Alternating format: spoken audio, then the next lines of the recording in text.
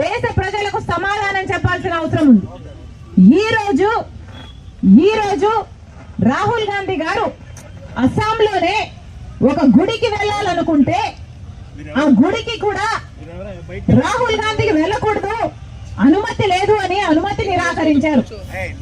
BJP ప్రభుత్వము అస్సాంలో ఉంది, ఆ ప్రభుత్వం అనుమతిని నిరాకరించారు. ఎందుకు నిరాకరించారయ్యా అని అడిగితే, ఎక్కడో అయోధ్యలో రామ్ మందిర్ ఏర్పాట్లు జరుగుతున్నాయి, ఆ కార్యక్రమం అక్కడ జరుగుతున్న సమయంలో ఇక్కడ అస్సాంలో రాహుల్ గాంధీ గారు గుడికి వెళ్ళకూడదట. ఇది ఎక్కడ న్యాయం అని అడుగుతున్నాం. అంటే గుడికి వెళ్ళడానికి కూడా మోడీ గారి పర్మిషన్ కావాలా?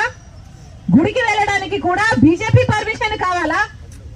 గుడికి వెళ్ళడానికి కూడా బీజేపీ కార్యకర్త నాయకుడు లేకపోతే ఆర్ఎస్ఎస్ లేకపోతే విహెచ్ఓ